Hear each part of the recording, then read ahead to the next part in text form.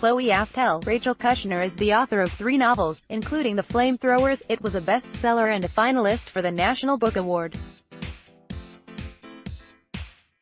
Her debut novel, Telex from Cuba, was reviewed on the cover of the New York Times Book Review, and her fiction has appeared in The New Yorker, Harper's Magazine, and the Paris Review. Her new novel is The Mars Room. This interview has been edited and condensed. At Policy Jon Wiener, there are 219,000 women in prison in the United States. The Mars Room is a story about one of them. It's 2003 and Romy Hall, 29 years old and white, is serving 2 life terms plus 6 years at Stanville Women's Prison in California's Central Valley. She killed the creep who was stalking her. She left behind a 7-year-old son. Her mother is taking care of him now. People who know what prison is like on the inside say your account is utterly convincing. A friend wrote me that he had found a story in The New Yorker by someone named Kushner who has a perfect ear for prison and the life around it. How did you do this? How come you know so much about women's prisons and women prisoners? Rachel Kushner: I think it's a combination of factors. In this case, I committed myself to understanding the structural conditions of prison, not so much as a novelist, but as a person and citizen of California and someone who was interested in the way that the society is layered and structured. I wanted to know why some people end up inducted into the criminal justice system, and others are not touched by it in any way. In fact, it sort of remains invisible to them. JW, you've been inside Chowchilla, the world's largest prison for women. RK, I embarked on a project of getting to know people who are serving life sentences in the Central California Women's Facility, CCWF. My prison in the book, Stanville, is a fictional place, but it shares certain characteristics with CCWF in Chowchilla. I went there regularly as a volunteer with a wonderful human rights organization called Justice Now, and started getting to know people. I had also grown up with a couple of people who went to prison, so it wasn't completely foreign territory for me.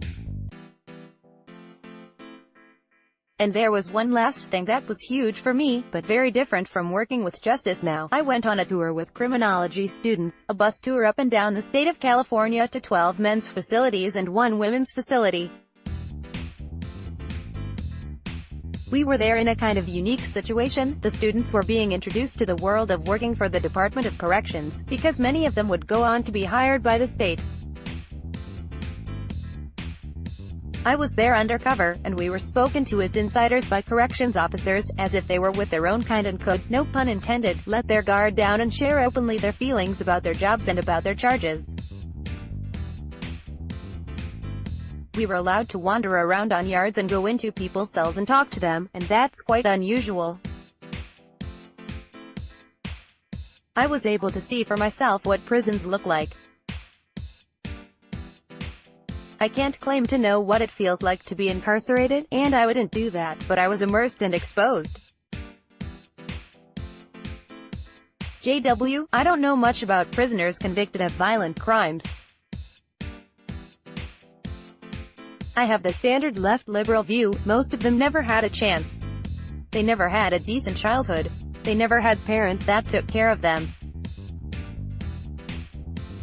We hear a lot about wrongful convictions of people in prison for serious crimes, people who are actually innocent.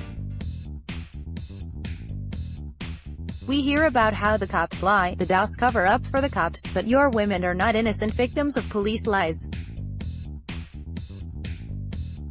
I thought a lot of the women in prison were there not because they did horrible things, but because they had boyfriends who did. They drove the getaway car for the bad boyfriend. In fact, this comes up in the first chapter. They carried the drugs for the bad boyfriend. They hid the bad boyfriend's gun. That's not really true of the women in your book, especially Romy. Romy is not innocent. RK, no, she isn't. You do hear a lot about wrongful convictions in cops and DOS lying. I'm not saying those narratives aren't true, but they aren't all that common. I'm interested in thinking into the predicaments of the majority of people in prison, and the majority of people in prison actually did the thing of which they were convicted. In California, 90% of people filling the state prisons have been convicted of what the state considers serious violent felonies. In order to advocate for the actual people who have been thrown away by our society, I believe that one needs to advocate for the so-called guilty, and not for the very rare and actually quite small percentage of people who liberals could interpret as relatively innocent. Blame the bad man who set up the otherwise innocent woman simply shifts state harm, shifts the practice of human caging, or the need for it, onto another person, another human being. I don't really myself believe in punishment. Maybe because I don't feel I'm in a position to judge other people who have not had the societal advantages that I have been given, because I'm middle class. JW, we care so much about Romy, and what's happening to her, and what happens to her is terrible. The most infuriating thing in the book is the response of the prison staff to Romy's seeking help in finding out what's happening to her son. They tell her, your situation is due 100% to the choices you made and the actions you took. RK, but even as I wrote that, I wasn't really interested in vilifying the correctional officer, because I've been around those people a lot. They are working-class people, usually from these rural communities in the Central Valley. The only education you need to be hired by the California Department of Corrections as a guard is a GED, an equivalency exam, and you can get paid an almost middle-class salary to work in that environment. But the cost for the person psychologically, I believe, is enormous. Those are really stressful jobs. They have a very high rate of depression and suicide. I can see, or at least I believe I can see, a kind of brittle carapace the guard takes on in order to justify what they have to assist in enforcing. They tell themselves that it's okay that these women have been separated from their children. There's a scene in the book where the character Gordon Hauser asks a guard if it's hard to watch the women and children saying goodbye to each other, for those who are lucky enough to get family visiting. That was a question that I asked a guard in the women's facility, and she said, you grow a thick skin, and they are in that situation because they deserve it, because these are choices they made. I knew that she didn't really believe that. She's standing there on the sidewalk in Chowchilla while children are screaming and crying and hugging the legs of their mothers. I know it's brutal, but in thinking into this and writing about it, I'm not interested in locating and naming pure villains in the pages of my fiction. I don't really believe in such a thing. If there were good and evil structuring things, we probably could have found solutions a long time ago. It's more complicated than that. The staff construct narratives that provide rationales for what they have to see all day, and do all day. JW, of course the challenge in writing this story is to have something in addition to misery and suffering and crying children. Thank God you succeeded. Please explain how you did it. RK, the thing I'm most proud of about the book is the comedy and the vitality in it, which don't feel like they take away from the horror. Even before I started writing the book, one knew from my own experiences that people in prison are full of life and spirit and even, like, hilarity and performative nerve, with the capacity to make light of a situation, to bring something darkly funny to it. If I wasn't conveying that in my writing, it was going to be a failed project. People in prison can have a kind of brilliance that's quite unique. I have a theory about it, because they've been stripped of all of what Irving Goffman would call a person's identity kit. What they have instead as currency is their personalities, which is to say their ability to seduce and charm and intimidate and threaten, and their ability to perform. And they have really heightened psychological acuity, which they need to survive in such a tough environment. I wanted to convey that.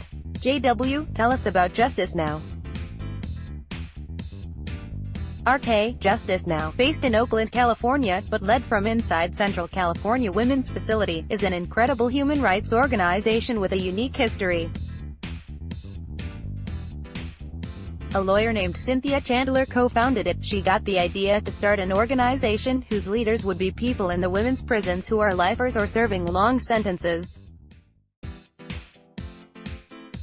The founding board members of Justice Now were people who had been in prison for a long time and were deeply respected by their peers.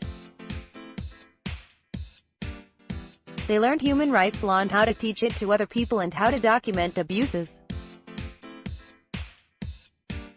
The president of Justice Now right now is Michael Concepcion, who is currently incarcerated at CCWF in Chowchilla.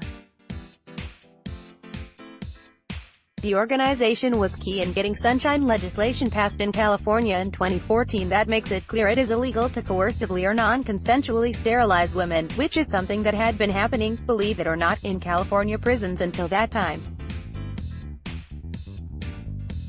Beyond their impressive campaign work, Justice Now, as I see it, gives people in prison an incredible sense of purpose and dignity, because they can lead themselves and form a community of mutual assistance.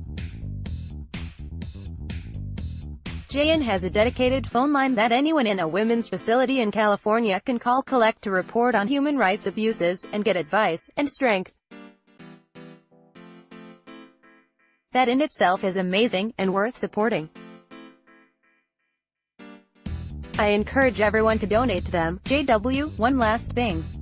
Rachel Kushner, are you related to Jared Kushner? RK, I am not at all related to Jared Kushner, although I did ideate on what I thought would be the comedy of pretending that we are cousins, and referring to his family as our bad Jersey kin. My husband calls him Cousin Jared, and recently emailed me after Jared got his security clearance downgraded. Cousin Jared is in deep shit, which my father thought was very funny.